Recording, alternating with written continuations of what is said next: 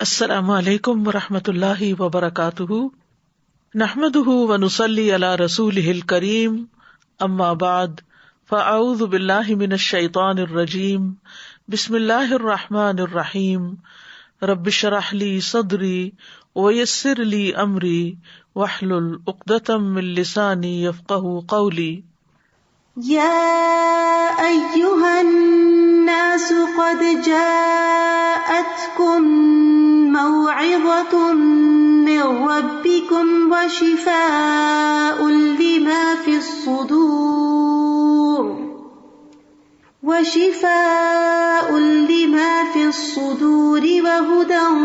ورحمۃ للمؤمنین۔ یا ایھا الناس قد جاءتکم موعظۃ من ربکم وشفاء لما فی الصدور وہدی ورحمۃ للمؤمنین۔ اے لوگو، بے شک تمہارے پاس تمہارے رب کی طرف سے عظیم نصیحت اور اس کے لیے سراسر شفا جو سینوں میں ہے، اور ایمان لانے والوں کے لیے سراسر ہدایت اور رحمت آئی ہے۔ انسان جسم اور روح کا مجموعہ ہے۔ جسم زمینی اجزاء سے بنا ہے، اس کی خوراک بھی زمین سے آتی ہے، جبکہ روح آسمان سے آئی ہے اور اس کی غذا بھی آسمانی ہے۔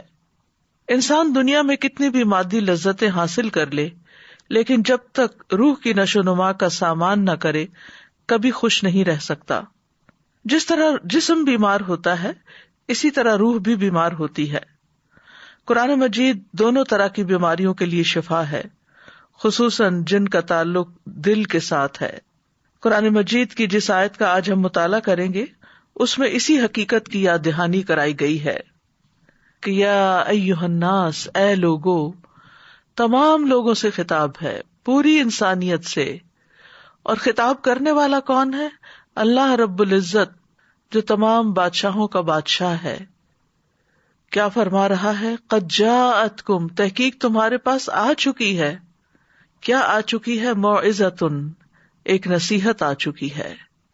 کہاں سے آئی ہے؟ من ربکم، تمہارے ہی رب کی طرف سے آئی ہے، یعنی کسی اور کی طرف سے نہیں، اس کی طرف سے جس نے تمہیں پیدا کیا ہے، جو تمہارا خالق و مالک ہے۔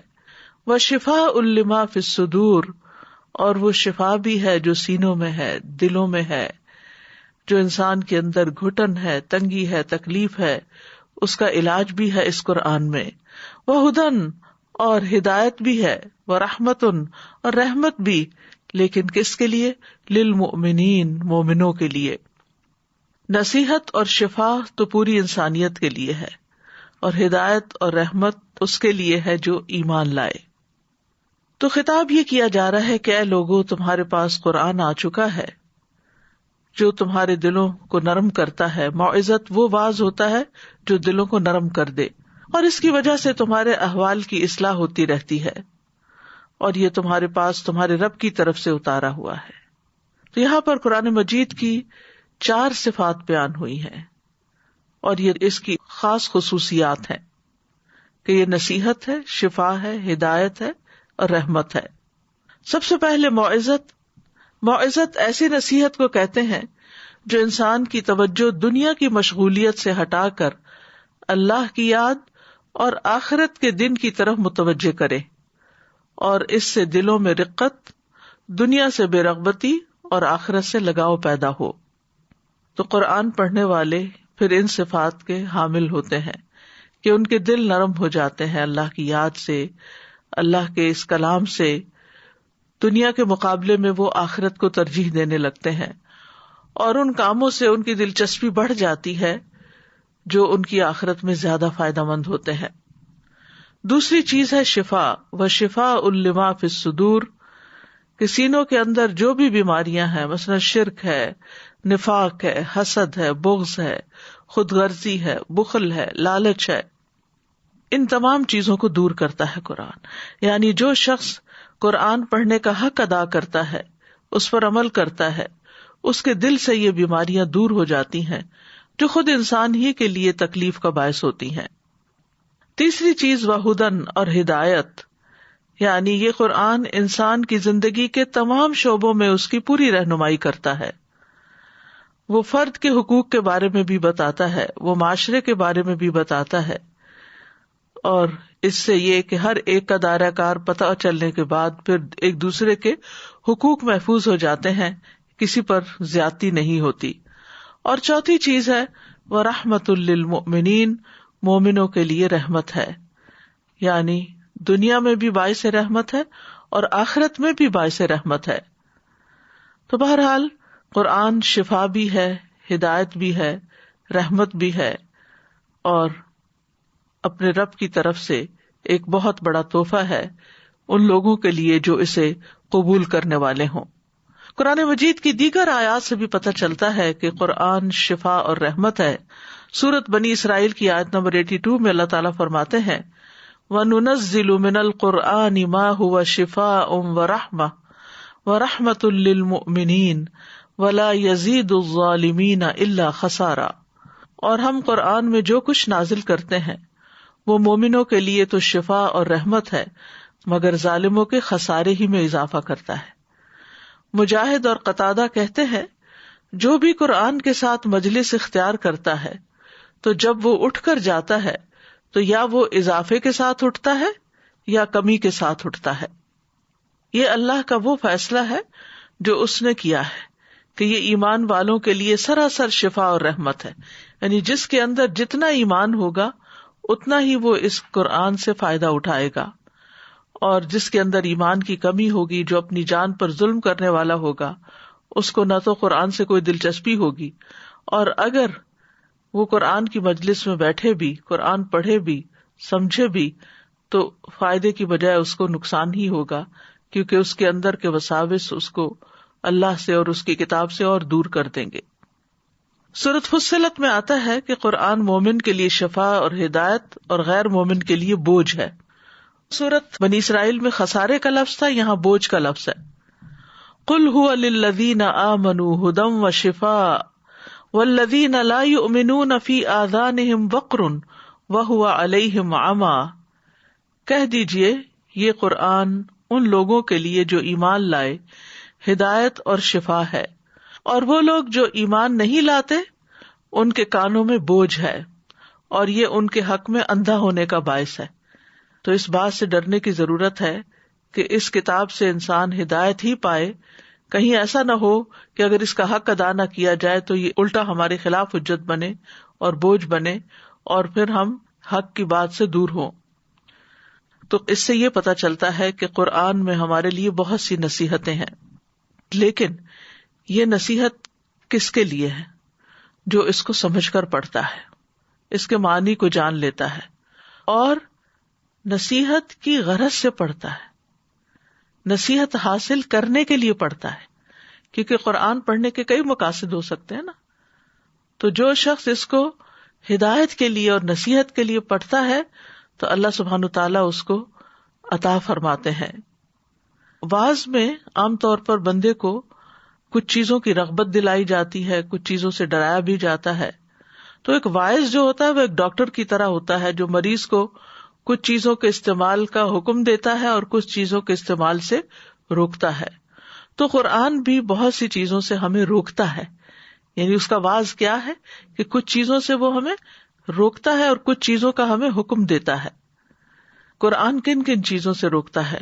مثلاً فواحش اور منکرات سے روکتا ہے، ظلم اور زیادتی سے روکتا ہے، اور پھر قرآن کو ذکر بھی کہا گیا ہے۔ جیسے وعظ میں یا نصیحت میں ایک یاد دہانی ہوتی ہے، تو وعظ کا ایک اور لفظ جو ہے وہ ذکر بھی ہے، انا نحن نزلنا الذکر وانا لہ لحافظون، کہ ہم ہی اس نصیحت کو نازل کرنے والے ہیں اور ہم ہی اس کی ضرور حفاظت کریں گے۔ اور ایک اور جگہ پر آتا ہے وَلَقَدْ يَسَّرْنَا الْقُرْآنَ لِلذِّكْرِ فَهَلْ مِن مُدَّكِرٍ، کہ قرآن کو ہم نے نصیحت کے لیے آسان کیا ہے، تو کیا ہے کوئی جو نصیحت حاصل کرے؟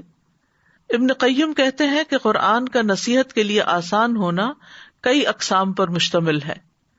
نمبر 1، اس کے الفاظ کو حفظ کے لیے آسان کیا ہے۔ نمبر 2، اس کے معنی کو فہم کے لیے آسان کیا ہے۔ نمبر 3، اس کے اوامر و منہیات پر عمل کرنے کے لیے اس کو آسان بنایا ہے۔ پھر یہ ہے کہ یہ قرآن تمام جہان والوں کے لیے ایک نصیحت ہے. ان ہوا الا ذکر للعالمین. پھر یہ کہ عقل والے اس سے نصیحت پکڑتے نہیں. ہے تو سب جہان والوں کے لیے ایک نصیحت، لیکن نصیحت حاصل کون کرتا ہے؟ جو عقل رکھتا ہو. سورۃ صاد میں آتا ہے کتاب انزلناہ الیک مبارک لیدبروا آیاتہ ولیتذکر اولو الالباب. جو کتاب ہم نے آپ کی طرف نازل کی ہے بڑی برکت والی ہے تاکہ لوگ اس کی آیات میں غور و فکر کریں اور اہل عقل اس سے سبق حاصل کریں.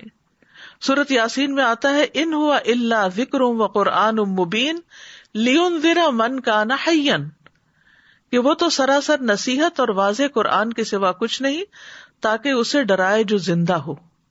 یعنی یہ قرآن اس کو خبردار کرتا ہے جس کا دل زندہ ہو.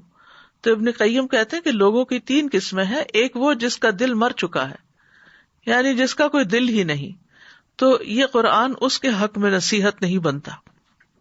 دوسرا وہ شخص جس کا دل زندہ اور اہلیت رکھنے والا ہے، لیکن وہ قرآن کی آیات کو کان لگا کے نہیں سنتا، دل سے نہیں سنتا، کہ جس کے ذریعے ان نشانیوں کے بارے میں اللہ تعالیٰ خبر دے رہے ہیں جو دکھائی دینے والی ہیں، تو ان کے اوپر پھر وہ توجہ بھی نہیں کرتا.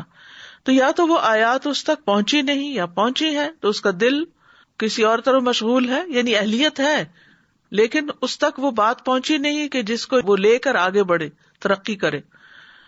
تو پھر دوسری صورت یہ ہے کہ پہنچ گئی اور وہ توجہ نہیں کر رہا، دل غیر حاضر ہے. یعنی ایک وہ جس کا دل حاضر ہے، دوسرا وہ جس کا دل غیر حاضر ہے، اس کو بھی نصیحت نہیں ہوتی حالانکہ اس میں اہلیت موجود ہوتی ہے. اور تیسرا وہ شخص ہے جس کا دل بھی زندہ ہے اور اہلیت بھی رکھتا ہے، اور جب اس پر آیات تلاوت کی جاتی ہیں تو وہ اپنے کان لگاتا ہے اور اپنے دل کو حاضر کرتا ہے، اور جو کچھ وہ سن رہا ہوتا ہے وہ اسی کی طرف متوجہ ہوتا ہے، ادھر ادھر نہیں اس کا دل بھٹکتا. تو اس قسم کے لوگ جو ہوتے ہیں وہی دراصل ان آیات سے بھی فائدہ اٹھاتے ہیں جو تلاوت کی جاتی ہیں، اور ان آیات سے بھی فائدہ اٹھاتے ہیں جو مشاہدے سے تعلق رکھتی ہیں، جیسے پہاڑ، آسمان، زمین وغیرہ. پھر اسی طرح یہ ہے کہ اس سے یہ بھی پتہ چلتا ہے کہ جو علم حاصل کرتا ہے اور توجہ سے حاصل کرتا ہے وہی اس قرآن سے فائدہ اٹھاتا ہے. وَتِلْكَ الْأَمْثَالُ نَضْرِبُهَا لِلنَّاسِ وَمَا يَعْقِلُهَا إِلَّا الْعَالِمُونَ. یہ مثالیں جو ہم لوگوں کے لیے بیان کرتے ہیں انہیں صرف جاننے والے ہی سمجھتے ہیں. ابن قیم کہتے ہیں کہ جو کوئی قرآن سے رہنمائی حاصل کرنا چاہتا ہے اسے چاہیے کہ قرآن میں غور و فکر اور تدبر کرے. ابن تیمیہ بھی یہی کہتے ہیں کہ جو کوئی رہنمائی حاصل کرنے کے لیے قرآن میں تدبر کرتا ہے تو حق کا راستہ اس پر واضح ہو جاتا ہے. اور انہوں نے 2 شرائط بتائی ہیں کہ تدبر اور ہدایت کی تلاش ہو تب انسان کو نصیحت حاصل ہوتی ہے. یعنی کچھ لوگ تدبر تو کرتے ہیں لیکن ان کا مقصد صرف باتیں کرنا ہے یا اس میں غور و فکر کرنا ہے یا اس کے نئے نئے پہلو نکالنا، لیکن وہ عمل کی نیت سے نہیں لیتے اس کو. وہ محض قرآن کے معنی جاننا چاہتے ہیں، اس سے ہدایت حاصل نہیں کرنا چاہتے اور اس کو اپنے لیے مشعل راہ نہیں بنانا چاہتے کہ جس کی روشنی میں پھر وہ سیدھے راستے پہ چل سکیں. تو جب آپ قرآن میں غور کریں، تدبر کریں، تو ساتھ ہی اسے ہدایت کی نظر سے پڑھیں، یعنی وہ تدبر ہدایت کی نظر سے ہو اور پھر اس کو اپنے لیے مشعل راہ بنایا جائے، تو اس طرح انشاءاللہ ہدایت ملے گی. قرآن مجید کے نصیحت کے انداز کیا ہیں؟ اس میں نمبر 1 خوشخبری دینا، نمبر 2 ڈرانا. یعنی نصیحت کے لیے وہ خوشخبری بھی دیتا ہے اور ڈراتا بھی. اور آپ یہ غور کریں گے قرآن پڑھتے ہوئے کہ جہاں خوشخبری کی بات آئی ہے وہاں عذاب کی بات بھی آئی ہے، اور جہاں کہیں عذاب کی بات آئی ہے وہاں خوشخبری کی بات بھی آئی ہے. پھر قرآن کا جو اسلوب ہے اس میں سوال بہت ہے. اس کو اسلوب استفہام کہتے ہیں کہ سوال کر کے لوگوں کے ذہن کو سوچنے کے لیے مجبور کیا گیا ہے کہ انسان غور و فکر کریں. مثلاً قرآن مجید میں آتا ہے افلا تعقلون، افلا تتفکرون، افلا تتذکرون. کیا تم سمجھتے نہیں؟ کیا تم غور نہیں کرتے؟ کیا تم نصیحت حاصل نہیں کرتے؟ اسی طرح قرآن واقعات کے ذریعے نصیحت کرتا ہے. واقعات کے ذریعے، یعنی اوپر ہم نے جو مین آیت پڑھی اس میں آیا نا کہ یہ تمہارے پاس ایک نصیحت آ گئی ہے. تو نصیحت کس کس انداز میں؟ ڈرا کے، خوشخبری دے کے بھی، سوال کر کے بھی، اور واقعات سنا کے بھی. یعنی پچھلی قوموں کے جو حالات ہیں وَكُلًّا نَّقُصُّ عَلَيْكَ مِنْ أَنْبَاءِ الرُّسُلِ مَا نُثَبِّتُ بِهِ فُؤَادَكَ وَجَاءَكَ فِي هَٰذِهِ الْحَقُّ وَمَوْعِظَةٌ وَذِكْرَىٰ لِلْمُؤْمِنِينَ، اور ہم رسولوں کی خبروں میں سے ہر وہ چیز تجھ سے بیان کرتے ہیں جس کے ساتھ ہم آپ کے دل کو ثابت رکھتے ہیں، اور آپ کے پاس ان میں حق اور مومنوں کے لیے نصیحت اور یاد دہانی آ گئی ہے۔ اور پھر اولین و آخرین کی خبر دے کر، تو عبداللہ بن مسعود کہتے ہیں کہ جو شخص علم حاصل کرنا چاہتا ہے اسے چاہیے کہ قرآن میں غور و فکر کرے، اس لیے کہ اس میں پہلے اور پچھلے تمام علوم موجود ہیں، یعنی ہر دور کے مطابق یہ قرآن نصیحت کرتا ہے۔ دوسری صفت جو اس آیت میں بتائی گئی ہے وہ ہے وَشِفَاءٌ لِمَا فِی الصُّدُورِ، کہ قرآن میں شفا ہے۔ ابن قیم کہتے ہیں قرآن سینے کی بیماریوں کے لیے شفا ہے، یہ ان وسوسوں، خیالات اور فاسد ارادوں کو ختم کر دیتا ہے جو شیطان دل میں ڈالتا ہے۔ اور سینے کو خاص کرنے کی وجہ کیا ہے؟ کیونکہ یہ دل اور دیگر اعضاء کا مقام ہے، یعنی سارے اعضاء ہمارے دل کے ساتھ ہی جڑے ہوئے ہیں، اگر دل کو کوئی تکلیف پہنچتی ہے تو سارے اعضاء متاثر ہوتے ہیں۔ تو اس وجہ سے خاص طور پر صدور کا لفظ آیا جو سینوں کے اندر دل کو محفوظ کیا گیا ہے۔ اور حقیقت یہ ہے کہ دل کی لا علاج بیماریوں کی شفا قرآن کے اندر ہے۔ اور ایک دل وہ ہوتا ہے جو ایمان سے آباد ہوتا ہے، علم اور ہدایت کے نور سے بھرا ہوا ہوتا ہے، یہ دل زندہ ہوتا ہے۔ دوسرے وہ دل جو ایمان سے خالی ہوتا ہے اور وحی کے علوم سے خالی ہوتا ہے، تو یہ مردہ دل ہوتا ہے۔ تو دل کے مردہ ہونے کے دو اسباب ہیں، نمبر 1 جہالت اور نمبر 2 تکبر۔ جہالت جو ہے دل اور ایمان اور نور کے درمیان رکاوٹ بن جاتی، اور تکبر انسان کو علم حاصل نہیں کرنے دیتا۔ تو قرآن جہالت کو ختم کرنے کا ذریعہ ہے۔ جب دلوں کی جہالت ختم ہو جاتی ہے تو دل ایمان کے ساتھ لہلہانے لگتے ہیں، قرآن سے منور ہو جاتے ہیں، روشن ہو جاتے ہیں۔ تو قرآن میں جو شفا ہے وہ 3 طرح سے ہوئی۔ ایک یہ کہ گمراہی سے شفا کیونکہ اس میں ہدایت ہے، دوسرے بیماری سے شفا کیونکہ اس میں برکت ہے، اور تیسرے فرائض اور احکام کو معلوم کرنے کے بارے میں شفا کیونکہ اس میں ہر چیز کی وضاحت ہے۔ کیونکہ انسان یہ کہ پتہ نہیں چلتا کہ اللہ کو کیسے راضی کریں، کون سے کام کرے کون سے نہ کرے، تو قرآن اس کی خوب تفصیل بتا دیتا ہے۔ اور ویسے عمومی طور پر شک، تکبر، حسد، نفاق، بغض، ہم و غم، ان جیسی بیماریوں کے لیے شفا ہے۔ یہ چیزیں انسان کو جو عام طور پر بے چین رکھتی ہیں، جب انسان قرآن کے ساتھ غور و فکر کے ساتھ معاملہ کرتا ہے، اس کو سمجھتا ہے، تو یہ چیزیں بہت چھوٹی معلوم ہوتی ہیں، بہت پیٹی لگتی ہیں کہ یہ میں اپنے دل میں کیا کسی کے بارے میں بات لے کے بیٹھی ہوئی ہوں، یہ تو کوئی مسئلہ ہی نہیں جس کو میں مسئلہ سمجھے ہوئے ہوں، مسائل تو اس سے کہیں زیادہ بڑے ہیں۔ اور حقیقت یہ ہے کہ قرآن انسان کو آخرت کی فکر لگا دیتا ہے، اور جب انسان کو آخرت کی فکر لگ جاتی ہے تو دنیا کے مسائل اور دنیا کے ہم و غم بہت چھوٹے ہونے لگتے ہیں۔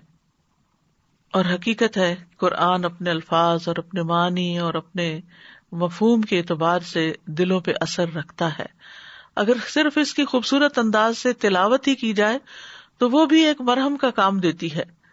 اسی طرح قرآن کے ذریعے اگر کسی کو نصیحت کی جائے تو وہ بھی دل پہ اثر کرتی ہے۔ تو اس کی نصیحت سے بڑی نصیحت کسی کی نہیں، اس کی نصیحت سے زیادہ قوی نصیحت کسی کی نہیں۔ اور جو شخص قرآن کے بغیر کسی اور چیز پر انحصار کر لیتا ہے وہ گمراہ ہو جاتا ہے، اور جو قرآن سے نصیحت حاصل نہیں کرتا اس کے لیے اور کوئی نصیحت کرنے والا نہیں ہو سکتا، یعنی جو اللہ کی نہیں مانتا پھر وہ اور کسی کی کیا مانے گا۔ روحانی بیماریوں میں عام طور پر جیسے نظر، حسد وغیرہ، جادو یا جنات کا اثر، اس طرح کی چیزیں عمومی طور پر لوگ ان کا شکار ہو جاتے ہیں اور ان کی وجہ سے پریشان رہتے ہیں۔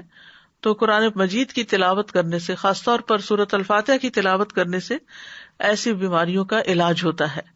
لیکن اس کا یہ مطلب نہیں کہ قرآن صرف روحانی بیماریوں کا علاج ہے، قرآن جسمانی بیماریوں کے لیے بھی شفا کا باعث ہے، اور قرآن میں ہر بیماری کا علاج موجود ہے۔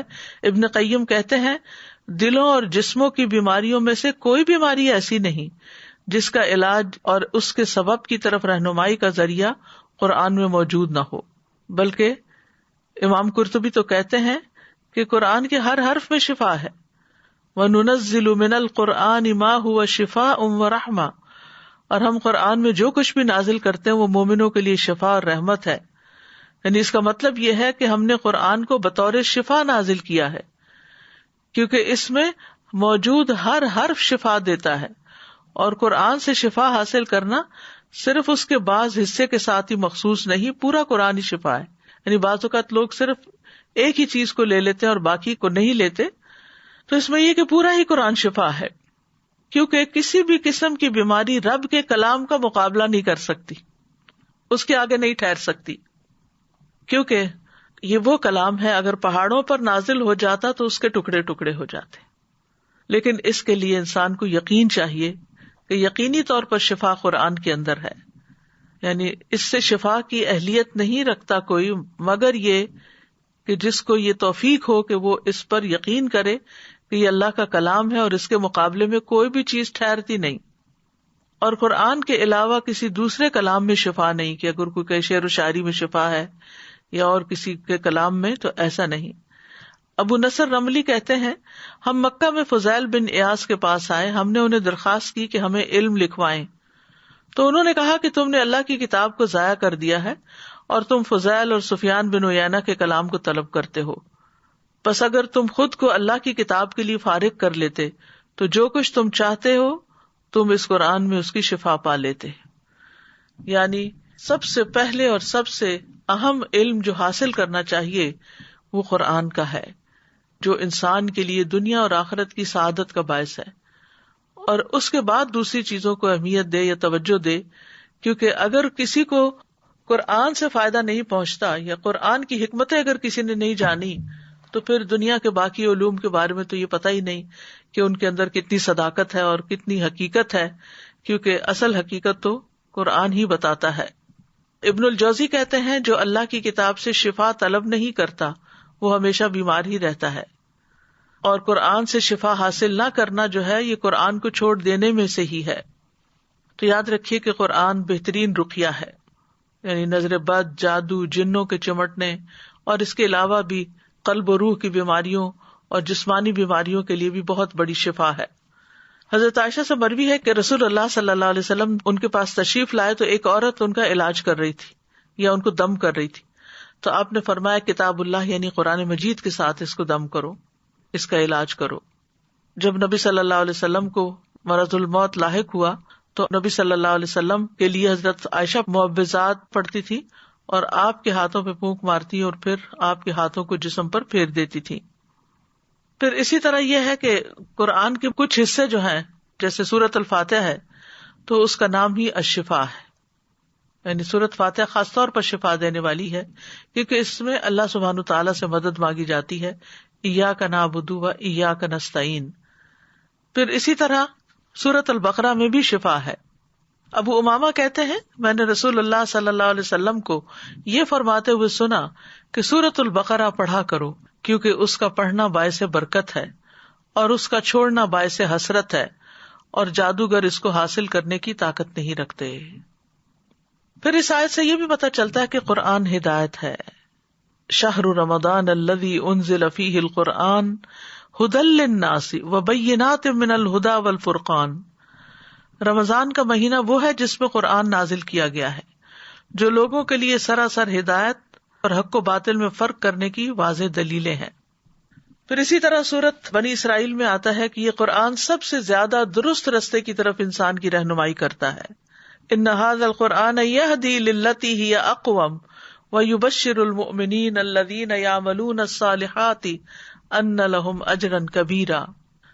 بلا شبہ یہ قرآن اس راستے کی ہدایت دیتا ہے جو سب سے سیدھا ہے، اور ان ایمان والوں کو جو نیک عمل کرتے ہیں بشارت دیتا ہے کہ ان کے لیے بہت بڑا اجر ہے.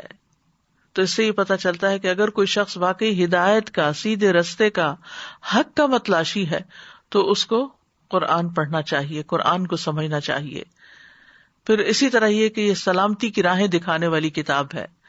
قرآن مجید میں آتا ہے قد جاءکم من اللہ نور و کتاب مبین یہدی بہ اللہ من اتبع رضوانہ سبل السلام. سورۃ المائدہ کی آیات ہیں جن کا مطلب ہے بے شک تمہارے پاس اللہ کی طرف سے ایک روشنی اور واضح کتاب آئی ہے جس کے ساتھ اللہ ان لوگوں کو جو اس کی رضا کے پیچھے چلے سلامتی کے راستوں کی ہدایت دیتا ہے.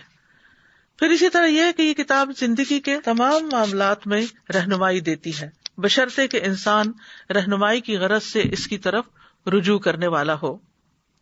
قرآن مجید میں آتا ہے وَنَزَّلْنَا عَلَيْكَ الْكِتَابَ تِبْيَانًا لِكُلِّ شَيْءٍ وَهُدًى وَرَحْمَةً وَبُشْرَى لِلْمُسْلِمِينَ، اور ہم نے جو تجھ پر کتاب نازل کی اس حال میں کہ ہر چیز کا واضح بیان ہے. یعنی آپ زندگی کے کسی بھی مسئلے کے بارے میں اس سے رہنمائی حاصل کرنا چاہیں، اس کو پڑھتے چلے جائیں، آپ رہنمائی پا جائیں گے. امام شافعی کے بارے میں آتا ہے کہ انہوں نے ایک مسئلے کی تحقیق میں 300 بار قرآن کا مطالعہ کیا، 300 بار اس کو پڑھا، جب جا کر ان کو ایک آیت ملی جس چیز کی وہ تلاش میں تھے اس کا بھرپور جواب تھا. لیکن ہم عام طور پر ایک تھوڑا سا حصہ پڑھ لیتے ہیں، کہیں سے پڑھ لیتے ہیں، پھر کہتے ہیں کچھ سمجھ نہیں آ رہی، پھر چھوڑ دیتے ہیں. نہیں، پڑھتے رہیں اور بار بار پڑھتے رہیں، آپ دیکھیں گے کہ آپ کو اپنے مسائل کا، چاہے وہ کسی بھی قسم کے ہوں، ان کا حل آپ کو قرآن میں مل جائے گا. لیکن اس کے لیے جلدی نہ کریں، اس کے لیے وقت نکالیں. پھر صحیح مسلم میں آتا ہے کہ قرآن میں ہدایت اور نور ہے. زید رضی اللہ عنہ سے مروی ہے کہ رسول اللہ صلی اللہ علیہ وسلم نے فرمایا آگاہ رہو اے لوگو، میں ایک انسان ہوں، قریب ہے کہ میرے رب کا بھیجا ہوا میرے پاس آئے تو میں اسے قبول کر لوں، یعنی موت کے فیصلے کو، اور میں تم میں 2 بھاری چیزیں چھوڑے جا رہا ہوں. ان میں سے پہلی اللہ کی کتاب ہے جس میں ہدایت اور نور ہے، تو تم اللہ کی کتاب کو پکڑے رکھو اور اس کے ساتھ مضبوطی سے جڑے رہو. اور آپ نے اللہ کی کتاب پر بہت زور دیا اور اس کی خوب رغبت دلائی. پھر آپ نے فرمایا دوسری چیز میرے اہل بیت ہیں، میں تم لوگوں کو اپنے اہل بیت کے بارے میں اللہ کی یاد دلاتا ہوں، میں تم لوگوں کو اپنے اہل بیت کے بارے میں اللہ کی یاد دلاتا ہوں، میں تم لوگوں کو اپنے اہل بیت کے بارے میں اللہ کی یاد دلاتا ہوں. یہ بات آپ نے 3 بار فرمائی. پھر اسی طرح یہ ہے کہ یہ گمراہی سے بچانے والی کتاب ہے. نبی صلی اللہ علیہ وسلم نے فرمایا اللہ عز و جل کی کتاب ہی اللہ کی رسی ہے، جو اس کی پیروی کرے گا وہ ہدایت پر رہے گا اور جو چھوڑ دے گا وہ گمراہی پر رہے گا. جیسے کہ ایک اور حدیث سے پتہ چلتا ہے کہ یہ اللہ کی رسی ہے، اس کا ایک سرا اللہ کے ہاتھ میں ہے اور دوسرا بندے کی طرف ہے. اب اگر بندہ دوسرے سرے کو پکڑ لے گا، یعنی قرآن کو مضبوطی سے تھام لے گا، تو یقیناً وہ اللہ کا قرب حاصل کرے گا اور اللہ سبحانہ تعالیٰ کے رستے پر ہی چلے گا. پھر اسی طرح یہ شیاطین کی گمراہی سے بچانے کا ذریعہ ہے. عبداللہ فرماتے ہیں بے شک اس سیدھے رستے پر آمد و رفت رہتی ہے، یہاں شیطان آتے رہتے ہیں اور بلند آواز سے کہتے ہیں اے اللہ کے بندے اس دوسرے رستے پہ آ جاؤ. بس تم اللہ کی رسی کو مضبوطی سے تھام لو اور بے شک قرآن اللہ کی رسی ہے. یعنی جب انسان کے دل میں یہ خیالات یا وسوسے آنے لگے کہ اس کام کو چھوڑ کر کچھ اور کر لیا جائے، تو عبداللہ بن مسعود کی یہ نصیحت یاد رکھیں کہ تم اللہ کی رسی کو مضبوط تھام لو، بے شک قرآن ہی اللہ کی رسی ہے، یعنی اس کو نہیں چھوڑنا. پھر اسی طرح قرآن کی تعلیم کی بدولت انسان کو روشنی اور فرقان ملتا ہے، حق کو باطل میں فرق کرنے کی صلاحیت ملتی ہے، صحیح اور غلط کی پہچان ملتی ہے. سورۃ الطلاق میں آتا ہے رسولا یتلو علیکم آیات اللہ مبینات لیخرج الذین آمنوا وعملوا الصالحات من الظلمات الی النور. ایک ایسا رسول جو تمہیں اللہ کی واضح آیات پڑھ کر سناتا ہے تاکہ ایمان لانے والوں اور نیک عمل کرنے والوں کو تاریکیوں سے نکال کر روشنی کی طرف لائے. تو چاہے غموں کا اندھیرا ہو یا جہالت کا اندھیرا ہو، کفر کا اندھیرا ہو یا نفاق کا اندھیرا ہو، کسی بھی طرح کا غم دل پہ چھائے، فکر اور پریشانی چھائے، تو پھر کیا کرنا چاہیے؟ جو رسول اللہ صلی اللہ علیہ وسلم نے کیا کہ اللہ نے ایک ایسا رسول بھیجا جو تمہیں اللہ کی واضح آیات پڑھ کر سناتا ہے، کیونکہ ہر شخص خود پڑھنا نہیں جانتا، پڑھ کر اس طرح کا مطلب نہیں سمجھتا جو سمجھنا چاہیے. تو یہاں پر اس بات کی وضاحت کر دی گئی. پھر اسی طرح یہ ہے کہ قرآن کو نور بھی کہا گیا ہے، یعنی ہدایت بھی رہنمائی کرنے والی چیز ہے، نور سے بھی انسان کو راہ ملتی ہے. وَأَنزَلْنَا إِلَيْكُمْ نُورًا مُبِينًا، ہم نے تمہاری طرف ایک واضح نور نازل کیا ہے، یعنی قرآن مجید. پھر قرآن کی بدولت حکمت اور دانائی ملتی ہے. کعب رضی اللہ عنہ کہتے ہیں قرآن کو لازم پکڑ لو کیونکہ وہ عقل کی تیزی، حکمت کی روشنی اور علم کا سر چشمہ ہے، اور رحمان کی طرف سے نازل ہونے والی کتابوں میں سب سے نئی کتاب ہے۔ اللہ نے تورات میں یہ بات فرمائی ہے، اے محمد میں تم پر جدید تورات نازل کروں گا جو نابینا آنکھوں، بہرے کانوں اور غفلت میں پڑے ہوئے دلوں کو کھول دے گی۔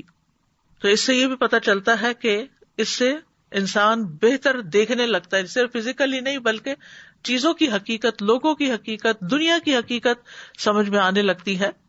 اور اسی طرح یہ کہ انسان کے سننے کا انداز بدل جاتا ہے۔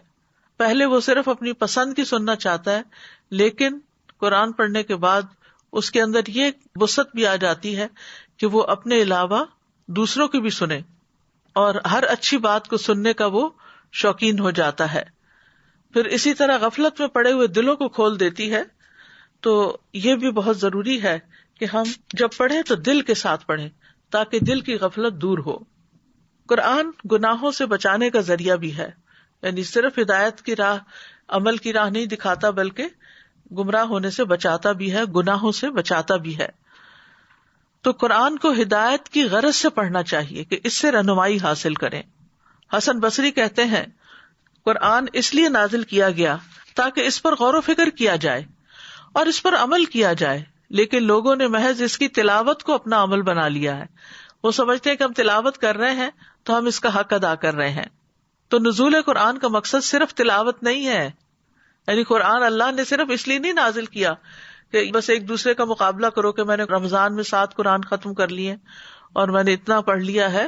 ٹھیک ہے، نبی صلی اللہ علیہ وسلم سے ثابت ہے کہ آپ ہر رمضان میں جتنا نازل ہوتا تھا اتنا جبریل علیہ السلام کے ساتھ دور کیا کرتے تھے، اور آخری سال آپ نے 2 دفعہ کیا۔ ٹھیک ہے، آپ 2 دفعہ ضرور پڑھیں، مثلاً تراویح میں پڑھ لیں اور 1 دفعہ دیکھ کے ویسے بیٹھ کے پڑھ لیں۔ اگر آپ حافظ ہیں تو آپ اس سے بھی زیادہ پڑھ سکتے ہیں، اٹھتے بیٹھتے چلتے پھرتے آپ اپنے کاموں کے ساتھ ساتھ اپنا قرآن دہرا سکتے ہیں۔ خوش قسمت ہے وہ لوگ جن کو اللہ نے یہ صلاحیت بخشی ہے۔ لیکن یہ یاد رکھا جائے کہ قرآن صرف تلاوت کے لیے نہیں آیا کہ ہم اسی کے ہی ہو کر رہ جائیں یا اسی میں ہی کھو جائیں۔ قرآن تو ہمیں ہدایت دینے کے لیے آیا۔ قرآن کی سب سے پہلی آیت قرآن کا تعارف کرواتی ہے، ذالک الکتاب لا ریب فیہ ھدی للمتقین، کہ یہ کتاب جس میں کوئی شک نہیں، متقین کے لیے ہدایت ہے۔ یعنی یہ آئی ہی ہدایت دینے کے لیے، راہ دکھانے کے لیے، رہنمائی کرنے کے لیے، صحیح اور غلط کا فرق بتانے کے لیے۔ اور پھر جتنا جتنا انسان اس میں تدبر کرتا جاتا ہے اتنا ہی اس کو رہنمائی بہتر طور پر ملتی جاتی ہے، کیونکہ قرآن پر تدبر سے ہی ہدایت ملتی ہے۔ ابن تیمیہ کہتے ہیں، من تدبر القرآن طالب الہدی منہ تبین لہ طریق الحق، جو ہدایت کی غرض سے، ہدایت کی نیت سے قرآن میں تدبر کرتا ہے اس کے لیے حق کا راستہ واضح ہو جاتا ہے، اور جو تدبر نہ کرے ان کی مذمت بھی کی گئی ہے۔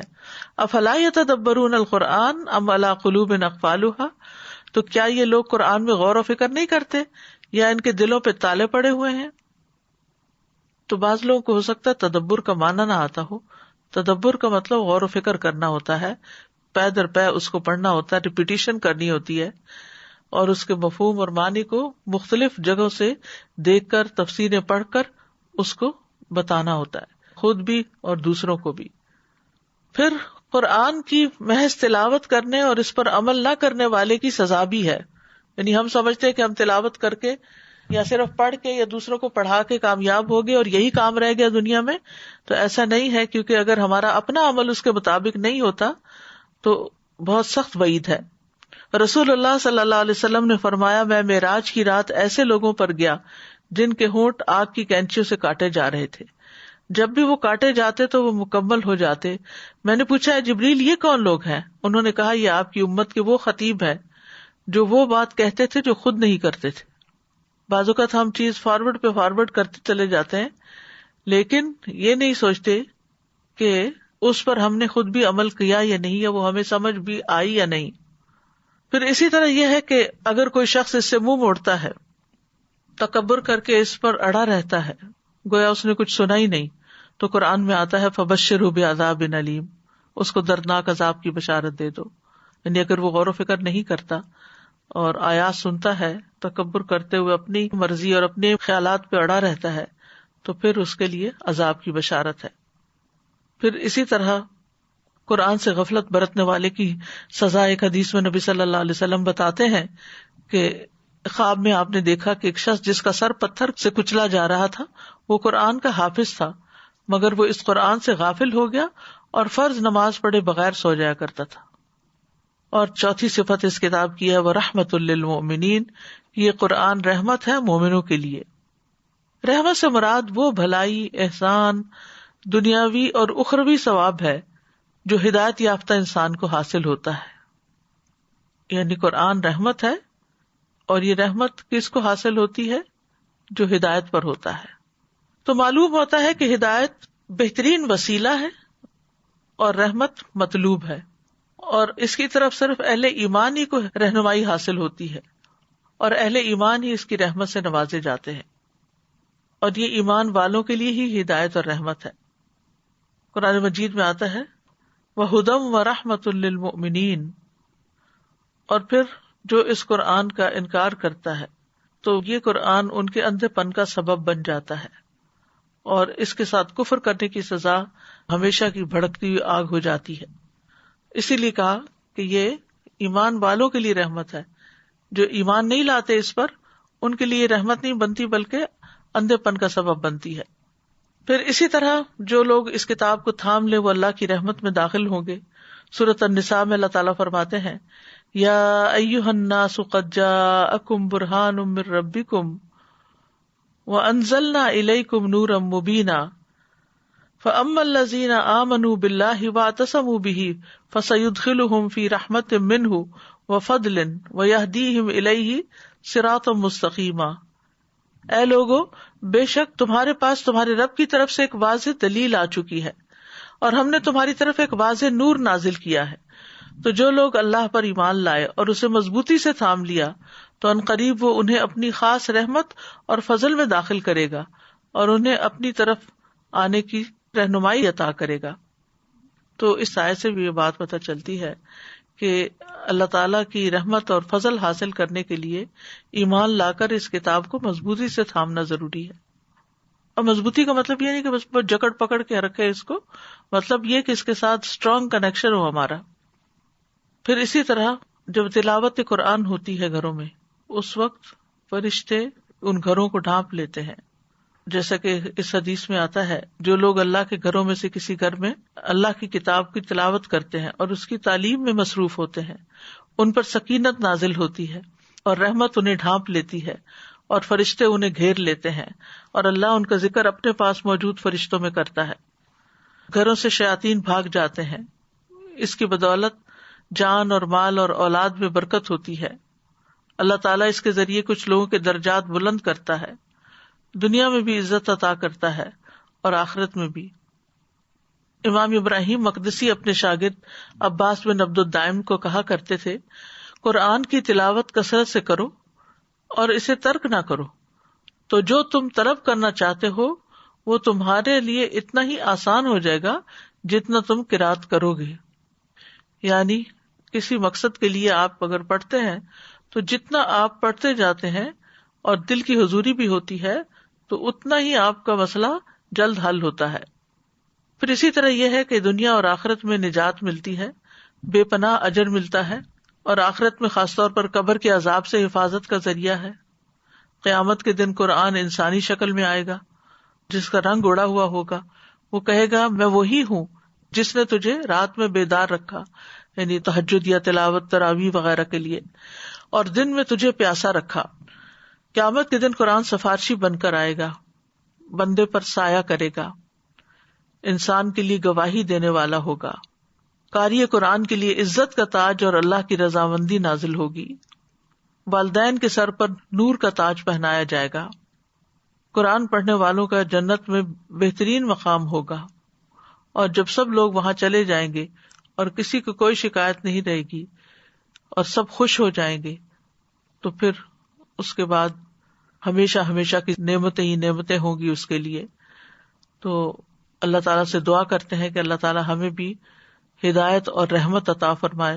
ربنا لا تزغ قلوبنا بعد اذ ہدیتنا وہب لنا من لدنک رحمہ انک انت الوہاب.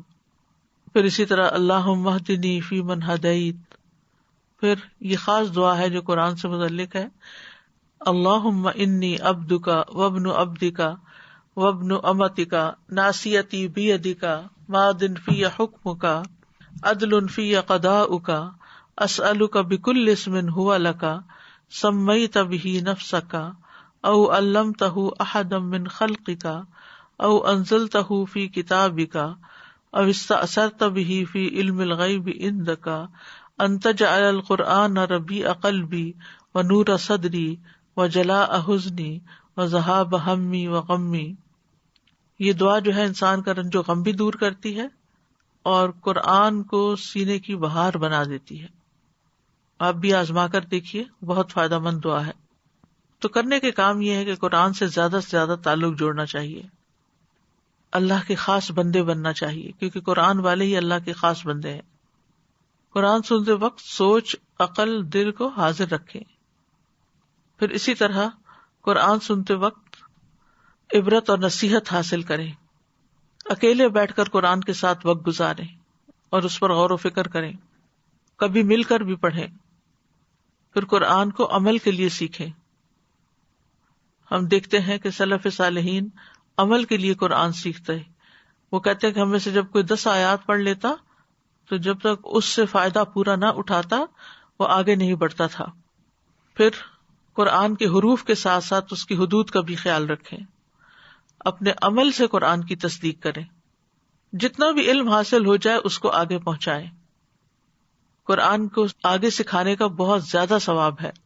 نبی صلی اللہ علیہ وسلم نے فرمایا، جس نے اللہ عز و جل کی کتاب کی ایک آیت بھی سکھائی، جب تک اس کی تلاوت کی جائے گی اس کو اس کا ثواب ہوگا۔ قرآن پڑھ کر سنگ دل نہ بنے، اپنے اندر نرمی پیدا کریں۔ تو بہرحال یہ تھی قرآن کی صفات جو اس آیت نمبر 57 سورۃ یونس میں بتائی گئی۔ اللہ تعالیٰ سے دعا ہے کہ اللہ تعالیٰ واقعی ہمارے لیے اس کتاب کو نصیحت، شفا اور ہدایت اور رحمت بنا دے۔ اللہ ہمیں ایمان کی بلندیاں نصیب فرمائے۔ وآخر دعوانا ان الحمد للہ رب العالمین۔ سبحانک اللہم وبحمدک اشہد ان لا الہ الا انت استغفرک واتوب الیک۔ السلام علیکم ورحمۃ اللہ وبرکاتہ۔